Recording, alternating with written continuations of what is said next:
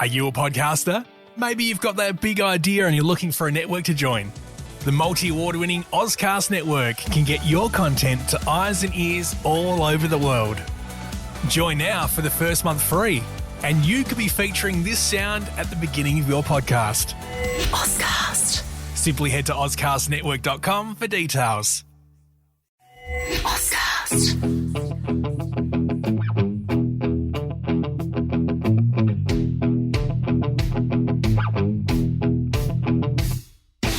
Yeah, I'm really looking forward to this on Greats with Garby, with thanks to ISC Sport, of course, the choice for high performance kit. We thank them for their continued support as we amp up for a chat with this man, an undoubted great of Australian sport, a legend of Australian basketball, and a man who burst onto the scene locally in the 90s and then took his explosive style literally to the world's best, right up in their face. We're going to go through it all with him today. He is, of course, Shane the Hammer Hill. Shane, thanks so much for joining me. Great to be sitting alongside you here in Cronulla in Sydney South. Great to be here, Garby, and glad you could make it down to God's country, mate. It's lovely. It's not the greatest day in Sydney, but being beachside with you here is wonderful. Let's start with the nickname, Shane the Hammer Hill, because when I wrote that down, I assumed that it simply started from the fact that your three-point style is like a bit of a jackhammer from behind your head, and you hammer down threes for fun. Is that simply the formation of the Hammer nickname, or is there more of a story to it? Well, it comes from a couple of ways. Growing up, I tended to get into a little bit of trouble and a bit of mischief and got myself into a couple of fights as well. So it was from the shop, but had to hammer a couple of people along the way as a teenager. And the three-point shot angle of it, was that just a flow-on effect from that? Yeah, I think so. And, hammer heel, and it sort of just stuck and everyone went with it. And, it was a bit of fun, and I sort of grew into the nickname, I think, from the 80s and 90s. Talk us through the love of basketball for you and how it started as a kid. Where was it born from, the influence of your parents and the simple love of the game? How did it start, and how quickly did it fester into something so serious? Yeah, I mean, basketball wasn't very big when I was growing up. I was born in 1970, and so in primary school, in the early 80s, and there wasn't a basketball team, but my parents started a team. My mum and dad both played social basketball. Dad was more of a serious footballer, but they started the team, and I just loved it from the start. Played against older kids, and it was something that I would come home from school and just spend hours and hours playing alone. It was something that you didn't have to play with your mates. You could, but you could just, kill time as well. And I just started to get pretty good at it, and then started to visualise and set goals with my dad that, I wanted to play for Australia. It was a dream that I really had, and probably not that many kids had dreams, back in those days compared to, playing AFL in Victoria where I grew up. 89 points in a junior game for Nunawading. That's a ridiculous amount in junior basketball. Were the other team average, or were you just at a level right then, even early on, where you went, hang on, I can clearly make a career out of this? How on earth did that game manifest itself? Yeah, I mean, as a kid, I used to be able to put a lot of points on the board and had that mentality, probably a bit greedy as well. Some kids get a bit embarrassed once they score that many points and start giving it off. But, I had an ability to be able to score, and I practiced it so much and created a unique technique. And then I wanted to be able to score, not just when I was open, but be able to score over people on a jump shot as well, and just continued to develop it. And, I remember my dad, in under 14s, we were on a tournament and playing for Nunawading, which was the best junior team. And he got me up one morning and he said, all the parents got together last night and said how their kids were going to go on and be pros and everything else, and your name wasn't even in the conversation. He goes, you need to go and kick ass and show everybody what you could do. And, that was what I grew up with. My dad was, really full on. He was my best mate. He was my mentor, and we set goals of being able to play for Australia. And, it's probably something that I still remember now, particularly after he passed away when I was 13. So it was a difficult time sort of going through that, but he was a massive inspiration for me growing up. That's interesting. So, 13, that's such an awful age for that to happen when you've got the relationship that you just spoke about. How hard was it then for you to motivate yourself without that influence of your father? Was it a big adjustment? Yeah, I mean, it's such a tough time when, it was 1984, 14th of March, 1984, and, I was 13 years of age, and, it's a tough time. I remember, I was back playing basketball the next day. I was playing rep on the Friday, and, my mum said, maybe you need to take some time off. I'm like, no, I'm going to play basketball. That's what, he wanted me to do, and we loved doing it together. And, it took my mind, off all of the issues that you go through at that stage. It's not like you sit down with a psychologist and, talk about your problems. You just get through it back in the 80s. But, he inspired me then and always did. Was that something then that was in the back of your mind through the period where you're trying to make it? How big of a motivation was making it, not only for yourself, but for your father and the journey that you'd started together? Yeah, it was at the forefront, my mind. I'd every national anthem that would come about, I'd just bow my head and think of my dad. That was my time that I would think of him and think about all the good times and everything else. I think, I had an opportunity to be able to play AFL as a kid, VFL it was back then, and was with Carlton, and I had to make a decision which way I was going to go. And, most people in Victoria just didn't understand why I didn't play, VFL. It was such a big sport, and the opportunities financially and everything else. But I think, when he'd had those goals and set that vision that, I wanted to be able to play for Australia and go to the Olympics for both my dad and myself. And I guess you get a big kickstart when you went to the AIS in 1987. I saw a photo recently of that squad, and the collection of talent in that 1987 AIS group is amazing. Yourself, obviously, but then you've got Luke Longley, who looked about 14 in that photo, Andrew Vlahov, who looked about 17, and then Mark Bradke, who looked about 28. An absolute beast as a teenager. Can you talk us through the talent in that group, and is there any player you were like, okay, nailed on to make it? Any that you were surprised didn't come through? What a collection of quality basketballers at such a young age in Australia. Yeah, and you're right. That was a bit of a turning point for me. I'd had some success in the juniors, but the difference for me was about going to the AIS and getting, the best training, having the facilities, and, going through a difficult time at home. I needed to get out of there and really be able to focus on what I did, and being around guys like Andrew Vlahov. He was such a pro. He was a man-child at 17, 18, and the big Western Australian was, we had a similar sort of mindset. He was tough and he was single-minded about succeeding, and, you spoke about Bradke, who was a great player. He shaved twice a day at that stage. He was only 17, 18, but the big fella, he was really raw back then, and then Luke Longley, 7'2", who ended up going to New Mexico University the year after. We played on the Australian junior together with the junior team together with the four of us, and ended up playing on multiple Olympics together. So it was a great year and a great opportunity. Patrick Hunt was our coach. He really gave me good opportunities, mentored me, and gave me a little bit of leeway as well, because I got told before I went, they said, when you go to the Institute, they're going to try and really sanitise your game. You're not going to be able to shoot the threes on transition and shoot as many threes as you do. And I said, that's not going to happen. I'm not falling into that trap. But Pat was unbelievable. He encouraged me to do what I did and gave me confidence, and it was a good year. Longley is an interesting one from that photo because, as I said, he looks about 14 and as if he weighed about 35 kilos. He's just all skin and bones.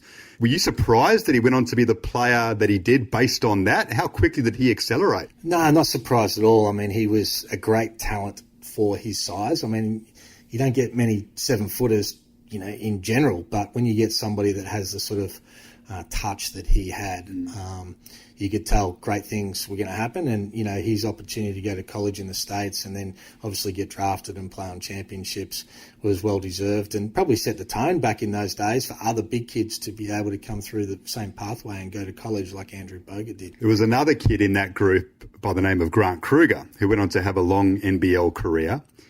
And many years later, you got into a pretty big fight with him in an NBL preseason game, to the point where you actually punched him and were fined $10,000, which seems like chump change compared to what you would probably get today.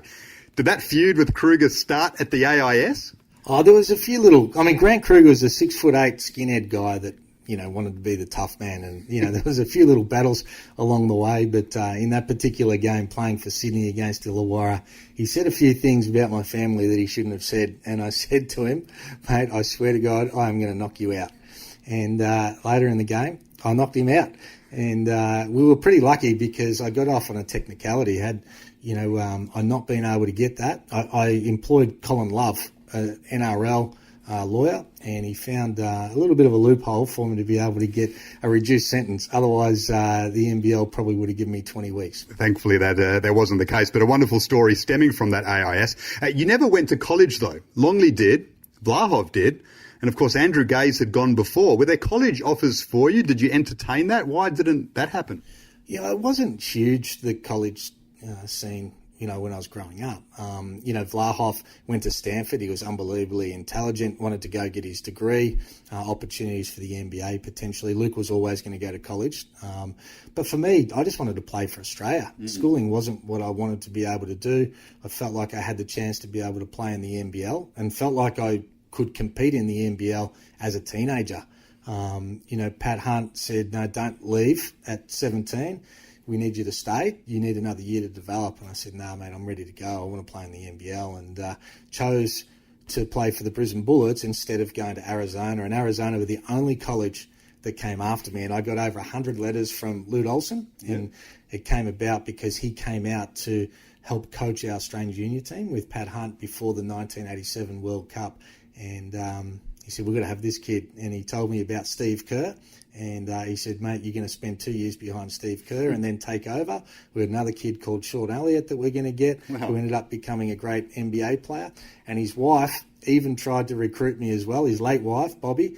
She sat down and she said, Shane, have you seen the women at Arizona? She said, they would love you. It was a pretty good recruiting pitch, actually, because it gave me second thoughts, but I ended up deciding to go to the NBL. And that wasn't a bad decision, of course, because you're straight in the pros and you're dominating pretty quickly, and in the Australian team pretty quickly as well. And before too long, you're off to an Olympics. But that NBL period was fantastic. I mean, it was the golden era. I know we're going through a pretty good stage at the moment, which unfortunately has been disrupted by coronavirus. But I mean, that was just, as a kid growing up through that, awesome to watch. Yourself, an Aussie that fans could relate to, obviously Andrew Gaze and so many others, but then the imports, Ricky Grace, Darryl McDonald, Robert Rose, Leroy Loggins, Trimmingham, McLean, Andre Lafleur was another one who was of great quality. Who did you enjoy battling with the most out of all of those imports, or perhaps Australians as well?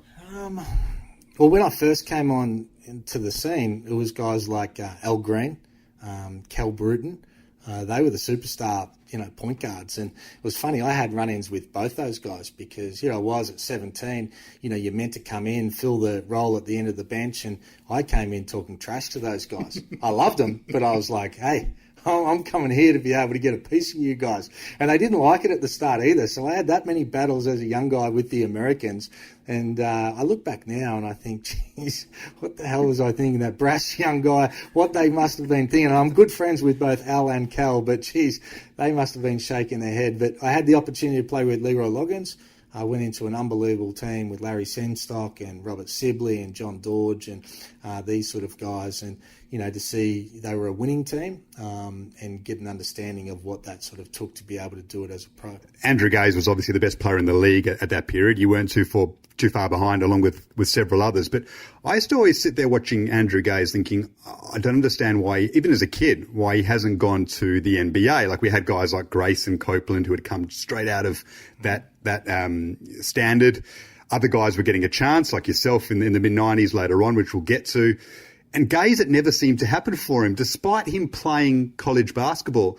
Are you surprised that never happened for him? And why didn't it? I'm sure you know, considering your relationship and just how good of a basketballer was Andrew Gaze. I mean, Andrew was a freak. And, there's no doubt about it. And we haven't had anybody as good from Australia. I think back in those days, the NBA didn't believe that anybody outside America could really play basketball. They didn't have a respect. Unless you were American and you'd come through the college system, it was very rare that they were recruiting people outside of America back in the 80s. And then when it got to the 90s, I think when you look at Andrew, they probably think, well, he's this big white guy. He's not overly athletic. Could he play defense at that level? But I think that had he got an opportunity to be able to play in his prime, there's no doubt he would have played an unbelievable role because he just had a knack of being able to get buckets. He was one of the best I ever played with about being able to move off the ball. You could throw a bounce pass to Andrew Gaze. There is no way that I would catch the same pass, but he had an ability to be able to pick the ball up and score very quickly. 6'8", so he had the size to be able to compete at a higher level. Just a great worker, somebody I looked up to and then obviously became really close to. We had, a similar sort of work ethic where we would compete off the court with how many shots we were getting up and just talk trash about who won the whole time and play one-on-one and all the rest of it. So somebody that, is a legend of our sport and I'm fortunate to have played in 3 Olympics with. Yeah, and you went to 4 in total, so 92, 96, 2000, 2004. Of course, 96 is the most memorable one because of the run-in with Sir Charles Barkley, which we'll get onto in a moment, of course. There's no way that story was staying out of it, and it's always the one that comes up whenever anyone mentions Shane Heal. But 4 Olympics, and sadly that medal never came. You got close on a couple of occasions. Which Olympic Games is the one that stands out the most and why in terms of a missed opportunity to claim that medal that Australian basketball craves so much? Well, I think it was 96. What an incredible time. We came in with a pretty average ranking from memory. No one expected us to really do much at all. We're playing in America. Basketball, the Olympics in America with the Dream Team. And, it was an incredible time. And we found our way through to the Final Four. And, people in Australia go, oh, we've never got a medal, Final Four, but how could you not get a medal? When I played in Greece, people would say, Malaka, how can Australia be in the top 4? Are you kidding me? Australia? Top 4? They just cannot believe that our country could overachieve as much as we do. And, unfortunately, we see it as a bit of a negative that we hadn't been able to achieve it. But in 96, we played the Dream Team in the first semi-final to go into the gold medal game. It was in the Atlanta football stadium. Just an incredible time on a world stage, and we came as close to them as any other team, at that Olympics. And then we played against Lithuania with Sabonis and Maršalinis, two NBA stars. We were without Longley at that stage. Bradkey was our 5-man, undersized. Ronaldson was our 4-man, undersized. We didn't have a deep team. We didn't play a lot of players, but we found a way to overachieve. And unfortunately, we just went down to Lithuania, and that was just unbelievably devastating. I'm sure, but on a personal level, your reputation had gone through the roof because of the game leading into the Olympics, of course, that warm-up game against America, where you took it to Sir Charles Barkley. I mean, it's one of the great moments in Australian sport. It really is. Just that image of an Aussie giving it to the brash, arrogant Americans, and not only giving it to them, but, you're nailing threes like you're shelling peas. The duel you had with Barkley, was it a premeditated, these guys are going to try and give it to us at some stage, so if that happens, I'm going to give it back? Or is it just the inner Shane Heal, which, as you've already stated, is naturally aggressive and doesn't take a backward step in any situation? What was the reasoning for that famous encounter? Yeah, I mean, I think as a team, we went there saying we get an opportunity to play against the best players in the world, so let's have a crack. The likelihood is we're not going to win, but let's roll the dice and see how close we can go. A lot of the other teams were getting autographs from them, getting photos taken with them before the game, and we're like, well, we're not doing that. That's un-Australian. Let's go and have a crack. But they didn't like the fact that we didn't bow to them. The whole Barkley thing happened after I'd hit my 3rd or 4th three, came through, made a really dirty play. And it wouldn't have mattered if I was playing Monday night at Kilsyth. I would have done exactly the same thing. Got up, I gave him a spray. He looked down at me and he said, "What did you say?" And I didn't know whether he couldn't believe what I'd just told him or whether he couldn't understand the accent. But I had to repeat it, and then it was on. His eyes were rolling, and I couldn't believe how flustered they got. A team like Australia come there, and they were angry. They were so angry that we didn't back down, and they were flogging us on the court. But we got confidence from it as well, that we stuck together and that we were able to, I did, having 8 threes, gave me confidence going into the Olympics that we can compete and do well against anybody. How often do you get asked about that story? I've obviously added to the number now, but how regular an occurrence is it that you get asked about the Charles Barkley duel, which I want to go through in a little bit more detail as well? Yeah, I mean, it's 24 years ago, but it probably would only be every second day now. Someone would come up every second day and go, "Oh, I remember that time. Good on you, mate."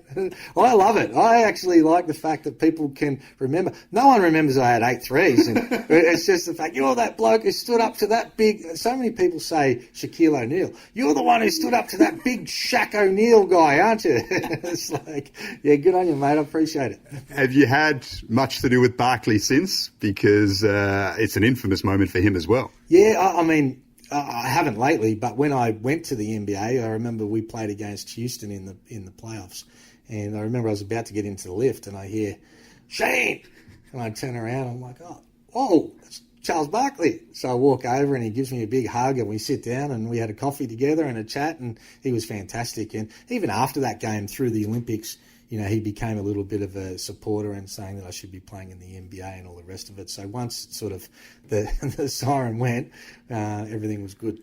That leads to a chance to play in the NBA, obviously. I mean, without the shooting, it doesn't happen, so they can see that you can play. But the fact that you took it up to them as well obviously would have impressed NBA scouts, and you get the chance with Minnesota. And it starts pretty well, but it only materialised into one season. Can you talk us through how that all happened and why it didn't lead to a longer NBA career when you were in your prime? Well, I think, back further than that, you know, the game against the Dream Team sort of made NBA teams stand up. So I was speaking to my agent all the way through the Olympic Games, but I had to be able to back it up and play well at the Olympics. And then you knew that reputation became higher, and teams became, you know, more, they defended you harder. So I had to have a great Olympics, and it was one of my better Olympics. And then I had 7 teams trying to sign me. But all 7 teams were only talking about a 1-year non-guaranteed contract. And so that meant I could go to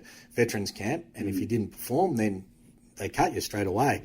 We said, well, we're not doing that. We need a guaranteed contract. I went to Summer League and played for Minnesota, and all the other teams were watching. Had a great camp at Summer League. And it was a little bit unfair because I'd just come from the Olympics. I was in my prime, right in the middle of the NBL season, playing against even guys like Steph Marbury that was like 3rd pick in the first round. He was a superstar, but I tore him up because he was there off season. So it was a little bit unfair. Anyway, at the end of that, we ended up negotiating a 3-year guaranteed deal. And for me, it was unbelievably exciting. But I also knew, they told me in the first year that I wasn't going to play much. They brought in Terry Porter to be the backup point guard. Again, there wasn't that many people outside of America playing, so they knew that I had to do my time. It was like an apprenticeship the first period of time, but it really frustrated me.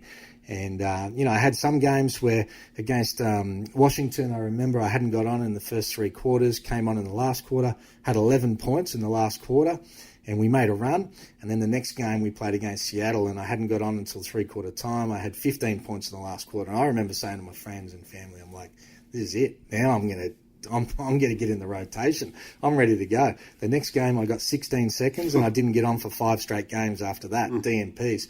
So you get really frustrated with the process, but they continually reminded me that it was about the 2nd and 3rd year for them. That's why they signed me on a longer term contract. So I went home after the first year, and it just made me hungrier, and hired a trainer. I was working out harder in the off season than I was during the season, and I went to Summer League and ended up going to the NBA Summer League in Salt Lake City. It was the number 1 Summer League, and ended up leading the entire tournament in assists, and I was feeling really good. Felt great, ready for my second season. Went back to the veterans camp. Steph Marbury was out for a number of games, so I ended up being the starting point guard for Minnesota, and everything was just evolving to the right level for me, and felt confident, playing great basketball. And in the last pre-season game before regular season, I absolutely just shattered my calf.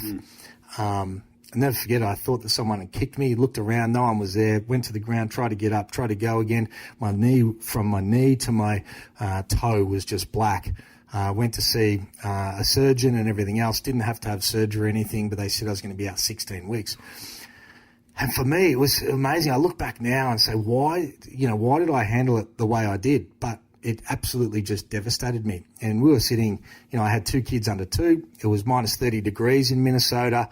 My wife didn't know anyone. Most of the time, they just didn't even leave their house. They were just stuck. If I go on a 10-day road trip, they didn't leave their house for 10 days.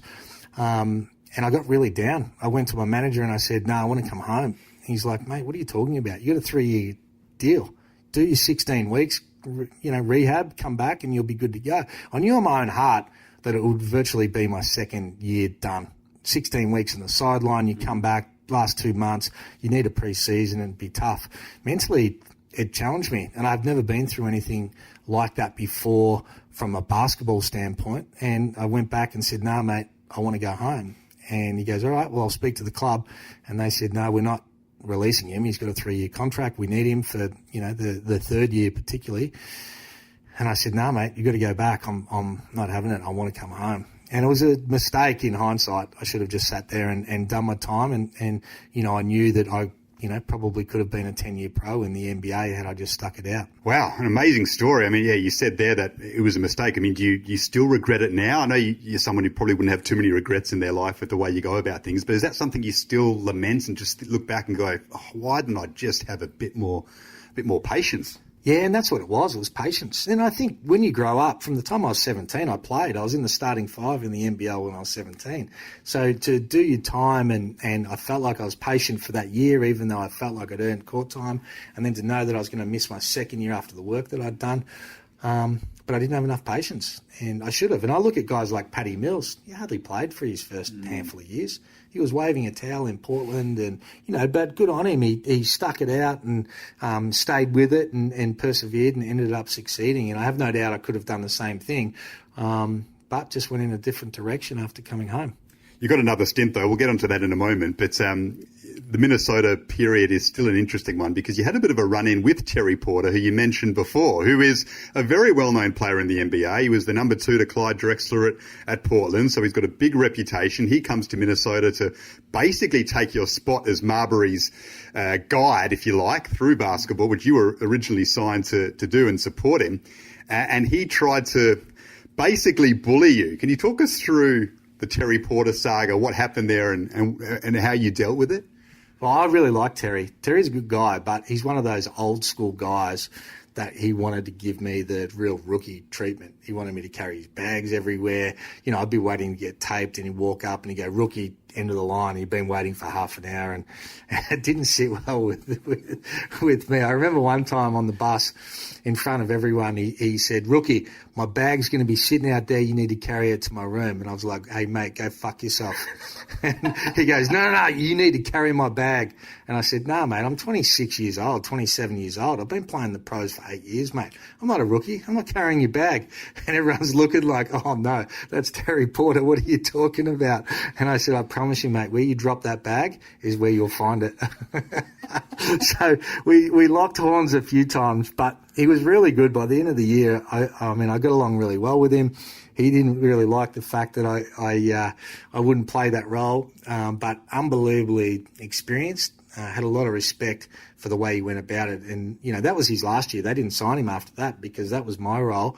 But unbelievably professional. He was one of the only guys that I ever came across that really learned how to sort of take my shot away. And he'd come up to me one day and he goes, "I know exactly how your shot works." He goes, "You're not getting any shots off on me." And he was right. Wow. He put his hand in a certain part of where the shot pocket was, and it really affected the way I shot the ball. And but he was just a student of the game, unbelievably smart. Wonderful story.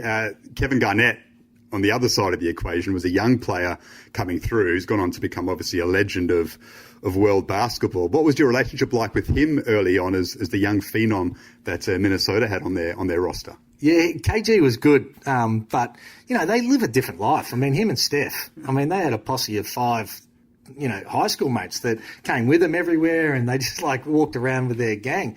And Kevin Garnett, he signed for $126 million over 6 years when I was there. That was US. So $21 million a year US, so maybe $40 million back then a season. So, it's just a different lifestyle. What this guy had thrown at him. I had a run-in with him as well. It makes it sound like I had a run-in with everyone. I had a great time. I had so many friends over there. But one with him, because everyone, and you see this Jordan, The Last Dance, and you see how he would bully people, and you're always tested. In everywhere you go, you're always tested to see, what's the level you'll accept. And I remember we were playing one-on-one all around the stadium. There was 2 people at each basket, and if you got scored on at your basket, you had to move to the next one, so it continually rotated. Anyway, I came up against KG, and it was a bit of a mismatch, obviously. He's a superstar, he's 7 foot tall, but I ended up getting a stop and a score. So he had to move on to the next basket. He wasn't happy being beaten by an Australian. Anyway, then a couple baskets later, I ended up meeting him again. Same thing. I got a stop and I ended up scoring. And he grabbed the ball and he just pegged this ball and hit me in the back. And I remember it hit me, and then I went and grabbed it, chased it down, and I took 3 or 4 steps, and I absolutely pounded him with this ball. This is their superstar. And I pounded him right in the back. He wasn't happy. And I remember the assistant coach, his name's Mike Schuller, he had this really squeaky voice, and he said, "I told you, don't fuck with the Aussie. The Aussie's crazy. Don't fuck with the Aussie." It was funny. Everyone in the stadium turned around and goes, "Whoa, jeez, he just pounded Kevin Garnett." How did KG respond? Was he okay with that? Did he almost respect the competitiveness? Yeah, he did. I mean, at the time, he didn't really like it because I'd sort of come back at him. But, he came and, in his own way sort of apologised later on and said he shouldn't have done it. But he was a good guy, really close with Tom Gugliotta, who was an all-star that year. Cherokee Parks. We had a great time. I really enjoyed their company. They treated me well. Minnesota were an amazing place, franchise that looked after me. Wonderful story. So you came back to the NBL, you win a title with Sydney eventually. So it wasn't that much of a decision to haunt you, I guess, because you had that big moment winning the title with Sydney. But then you get a chance in the NBA again. Short-term deal with the Spurs under, though, the great Greg Popovich, who we know is such an inspiring figure in world coaching, never mind just basketball in the States. Tim Duncan's there.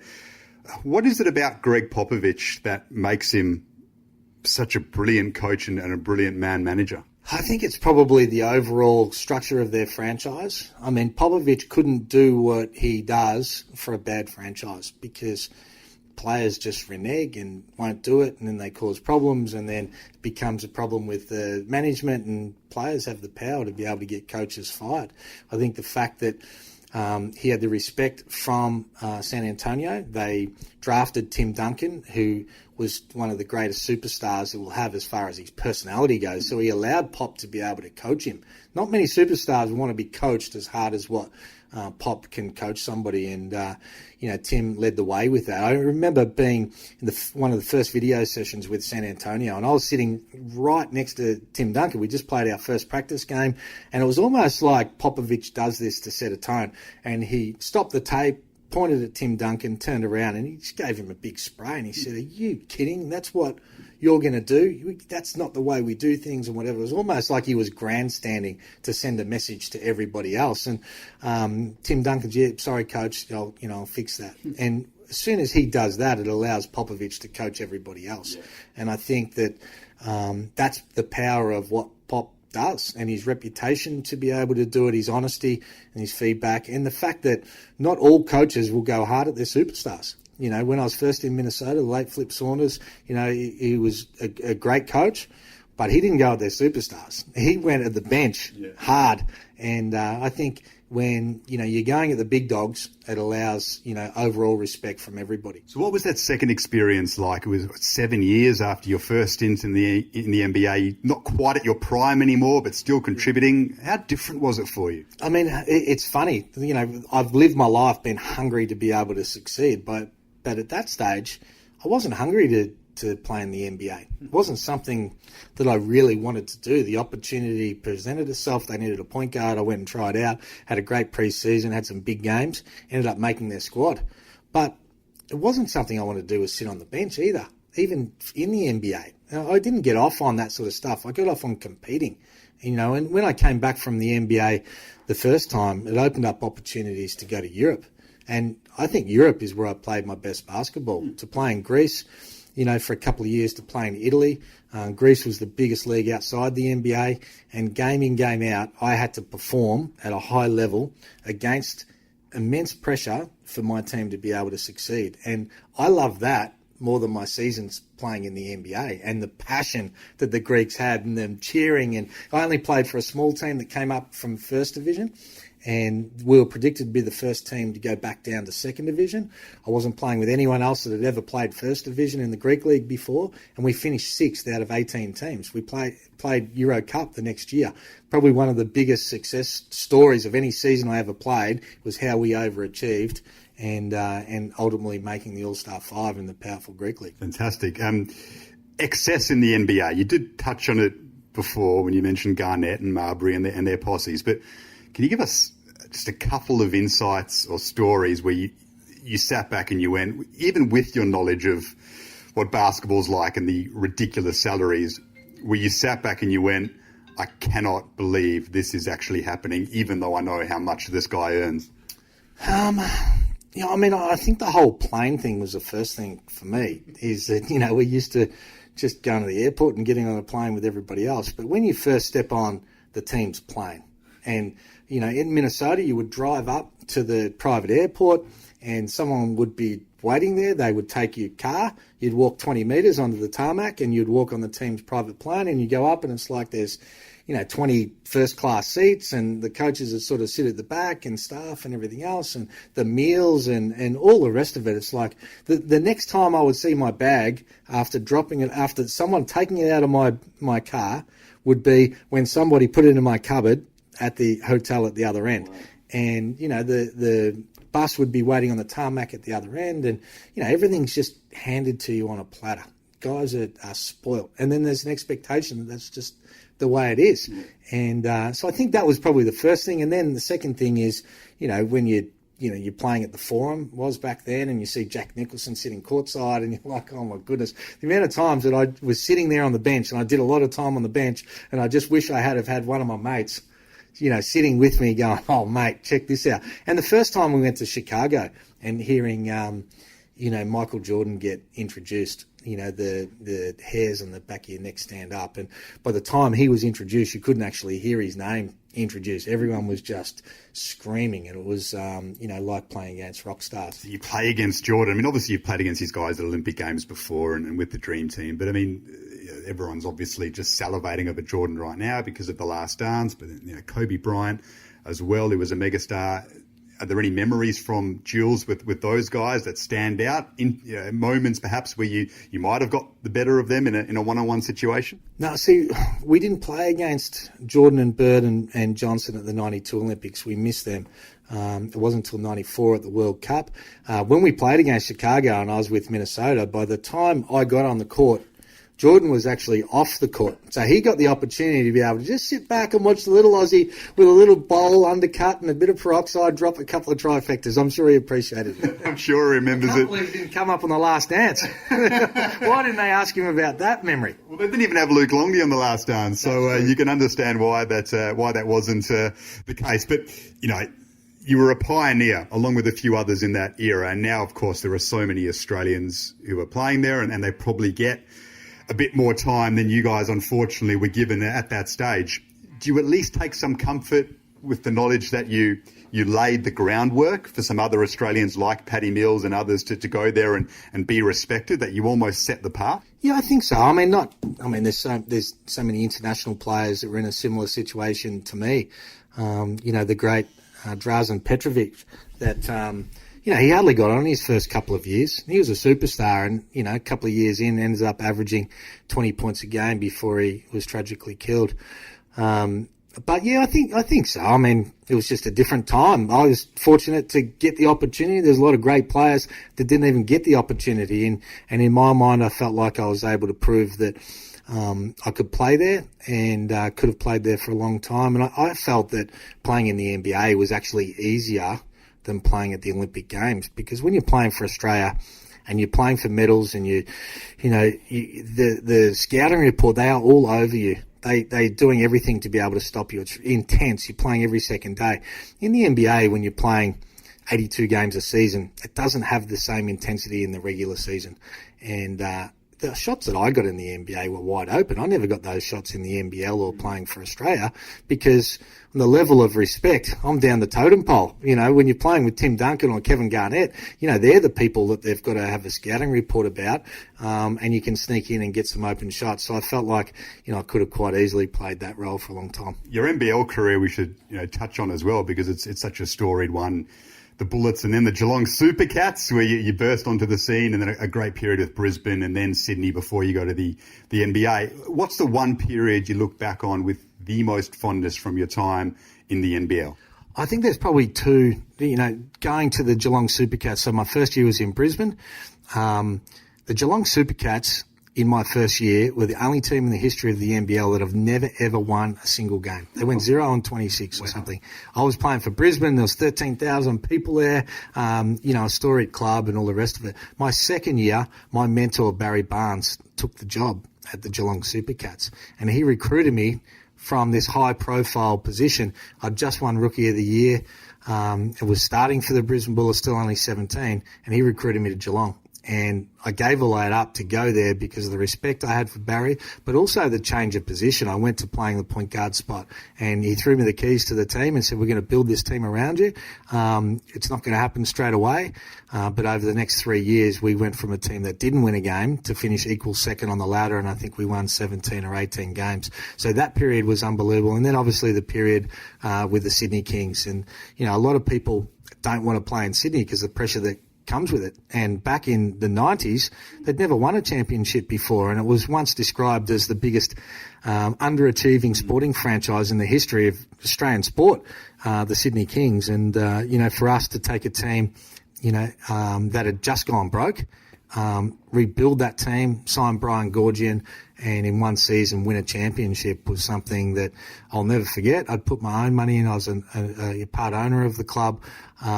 And to be able to sort of beat the odds and to be able to do it with a great bunch of guys, one of the greatest coaches I've ever played with, and to win that first championship was something that was very special. Fantastic. And now you get to just sit back and commentate on the league and do a bit of coaching, but also watch your daughters and their journey now in basketball, which is just so exciting. And your eldest daughter plays WNBL and is on the verge of being drafted into the WNBA.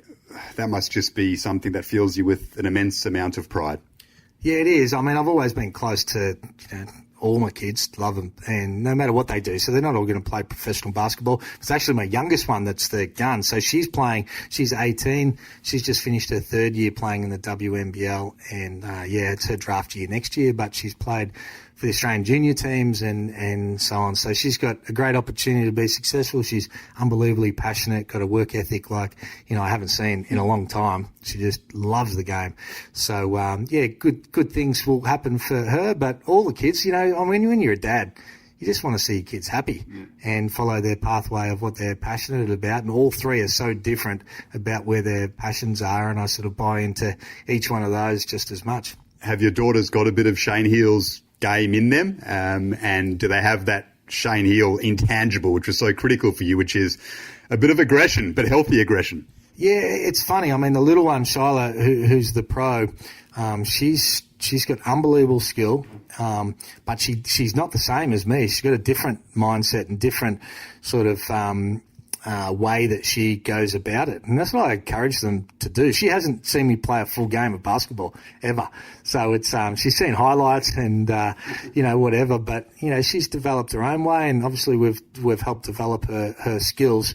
But she's certainly not aggressive. She's aggressive to score, and she's a great defender. But the oldest one got all a little bit of the anger from her old man. So she's the one that you don't want to get a right hook from. Yeah, like Grant Kruger did all those years ago. Speaking of, let's finish where we started. The way you spoke about your father was really emotional. Do you try and channel the way that he was with you, with your girls, when it comes to teaching them about the game of basketball? Yeah, I think as much as anything else, not just about basketball, but just being there. It's funny, I'm 50 this year, and I look back and still have memories of so many times that I spent with my dad from 40 years ago, and how important those times are. And then I try and use that to spend extra time when I'm going to do something else, but I know I could do something with the kids. I try and prioritise and then go and do that. And I think the biggest gift you can give, anyone is belief. And my dad gave me belief, and I try and give that to my kids, not just in, basketball is for Shyla, but, the other two ones Jamie's into fashion and Ash is a personal trainer, and they're just great at what they do. And I believe in what they do and encourage them to follow their dreams. And I always told my kids, I said, I've had my career. I'm not trying to live my life through you guys. You guys do what you want to do. I put them into netball.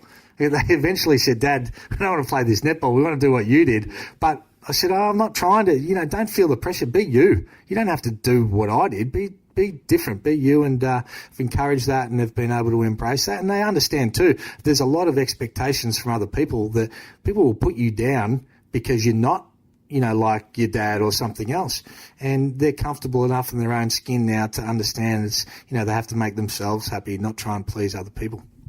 Very well said. So Shane Heal's 50th this year, a big milestone. Have you got anything big planned?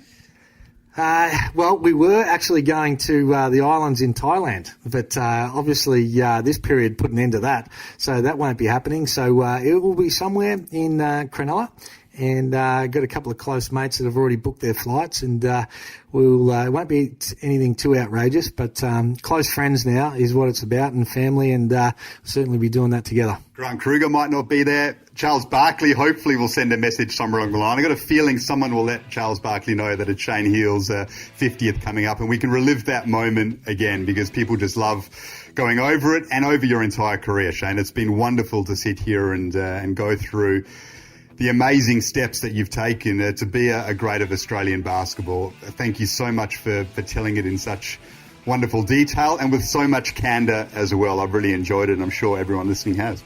Thanks for having me on, mate. I appreciate it, and good luck with everything you're doing. I can't wait to tune in.